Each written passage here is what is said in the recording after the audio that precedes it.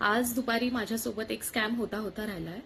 मला दुपारी एका माणसाचा कॉल आला आणि त्याने मला माझ्या वडिलांचे सगळे डिटेल्स सांगितले आणि त्याने मला सांगितलं की तुमच्या वडिलांकडे गुगल पे नाहीये, तर LICचे जे पैसे आहेत ते मी तुमच्या अकाउंटवर ट्रान्सफर करतोय कारण की तुमच्याकडे गुगल पे आहे. ओके, तर त्याने मला टोटल अमाऊंट सांगितली 13,000 रुपये. 13,000 रुपये अमाऊंट सांगितल्यानंतर त्याने मला, मी काही विचारायच्या आधीच त्याने मला पहिले 10,000 रुपये ट्रान्सफर केले. ट्रान्सफर केल्याचं त्याने मला सतत तो बोलायला लागला आणि खूप फास्ट बोलत होता. त्याने सतत मला बोलायला लागला की तुम्ही एकदा मेसेज चेक करा. मी मेसेज चेक केल्यानंतर 10,000 अकाउंटमध्ये आलेले आहेत असा मला मेसेज आला. त्याच्यानंतर तो मला म्हणाला की मी 3,000 आहेत ते लगेच तुम्हाला ट्रान्सफर करतो आणि त्याचा तुम्हाला पुन्हा मेसेज येईल. आणि पुन्हा जो मेसेज आला तो 10,000चाच आला.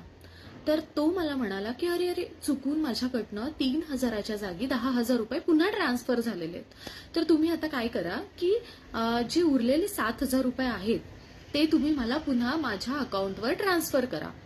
आणि मी काही विचारायच्या आधी किंवा मी काही बोलायच्या आधीच त्याने मला गुगल पेवर हॅलोचा मेसेज केला.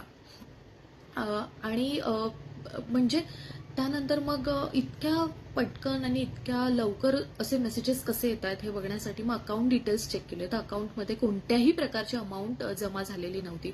त्याच्यानंतर आम्हाला कळालं की हा स्कॅम आहे. आपल्यापैकी भरपूर जण गुगल पे वापरतात. सिनियर सिटीजन सुद्धा इंटरनेट बँकिंग, गुगल पे सगळं वापरायला लागलेले आहेत. सो सगळ्यांना अलर्ट करण्यासाठी किंवा अवेअर करण्यासाठी हा फक्त मी व्हिडिओ बनवत आहे. मे बी काही लोकांसोबत हा स्कॅम झालेला असेल, पण जे आहेत त्यांच्यासोबत हा स्कॅम होऊ नये त्यामुळे थोडेसे सावध राहा. सावधपणाने कॉल उचला. त्याच्यानंतर जे आपले अकाउंट डिटेल्स आहेत ते शक्यतो कोणालाही सेंड करू नका.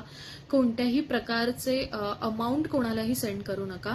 आणि हा मेसेज जास्तीत जास्त लोकांपर्यंत पोहोचवा, कारण की आजकाल सगळेच लोक digital payment, internet banking and all सगळं यूज करत आहेत आणि त्यामुळे अशा प्रकारचे स्कॅम सुद्धा खूप जास्त प्रमाणात वाढलेले आहेत. ओके, चलो, थँक्यू, बाय बाय.